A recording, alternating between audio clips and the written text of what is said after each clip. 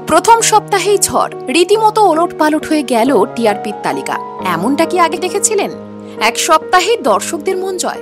অপরদিকে প্রথম 5-এর মধ্যে জায়গা করে নিল চিরসখা। বেশ ঝড়ের গতিতে এগোচ্ছে। তাহলে কি এবার প্রথম 3-এর মধ্যে চলে আসবে? অপরদিকে প্রথম জায়গায় রীতিমতো পোক্তভাবে বসে আছে কোন ধারাবাহিক?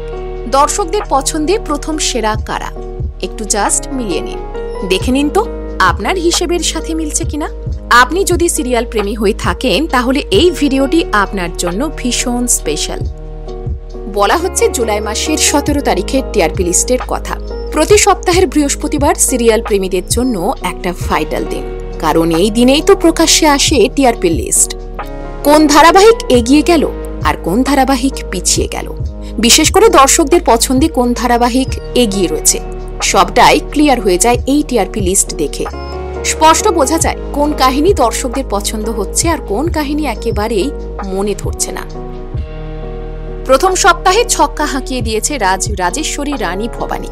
অভিনেত্রী রাজনন্দিনী পালকে এই প্রথম দেখা যাচ্ছে ছোট পর্দায়। প্রথম সপ্তাহে চলে এসেছে টিআরপি তালিকার প্রথম 5-এর মধ্যে। যদিও 1 নম্বরের জায়গা ধরে রেখেছে ত্রিনা সাহা এবং ইন্দ্রজিৎ বসুর পরশুরাম ধারাবাহিক। ওদিকে ফুলকি তো নিজের জায়গা ছাড়তে একেবারেই নারাজ। পরশুরাম আজকের নায়কের রেটিং যখন 7.5, তখন একটু পিছিয়ে দ্বিতীয় স্থানে ফুলকির রেটিং 7.1। জগদ্ধাত্রীও নিজের জায়গা ধরে রাখতে সমানভাবে লড়ে যাচ্ছে, রয়েছে তৃতীয় স্থানে, প্রাপ্ত রেটিং 6.8। তৃতীয় স্থানে যৌথভাবে রয়েছে আরেকটা ধারাবাহিক, সেটা হলো চিরসখা। এই ধারাবাহিকের কাহিনীতে প্রতিদিন নিত্য নতুন মোড় আসছে, নতুন নতুন চরিত্রের এন্ট্রি হচ্ছে, আগের থেকে আরো নাম্বার বেড়েছে। তাছাড়া সম্প্রতি যেভাবে নতুন প্রোমো প্রকাশ্যে আসছে তাতে বলাই যায় যে চিরসখার জনপ্রিয়তার গ্রাফ বেশ ঊর্ধ্বমুখী। 7 জুলাই থেকে সম্প্রচার শুরু করে 4র্থ স্থানে চলে এসেছে রাজেশ্বরী রানী ভবানী। এত অল্প সময়ে দর্শকদের মনে জায়গা করে নেওয়া খুব একটা সহজ কিন্তু নয়।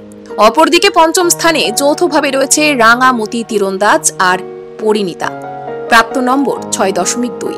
একটা সময় ছিল যখন পরিণীতা সপ্তাহের পর সপ্তাহ 1 নম্বরে থাকত। তবে কি ধারাবাহিকের গল্পে কোনো ফাঁক থেকে গেল? কেনই বা দিনের পর দিন রেটিং কমছে? আপনাদের কি মনে হয়? একইভাবে রাঙামতি তীরন্দাজও কিন্তু পিছিয়ে পড়ছে, যদিও গত সপ্তাহে 5 থেকে ছিটকে যাওয়ার পরে আবার ফিরে এসেছে শীর্ষ তালিকায়।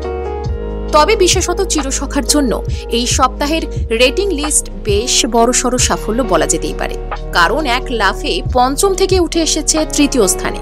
হাড্ডাহাড্ডি লড়াই চলছে জগদ্ধাত্রী আর ফুলকির মধ্যে, কারণ জগদ্ধাত্রীকে হারিয়ে আবারও 2য় স্থানে ফিরেছে ফুলকি। আপনি কোন ধারাবাহিককে টিআরপি তালিকার একদম 1 নম্বরে দেখতে চান? আপনার প্রিয় কোন ধারাবাহিক? ঝটপট লিখে জানান কমেন্টে।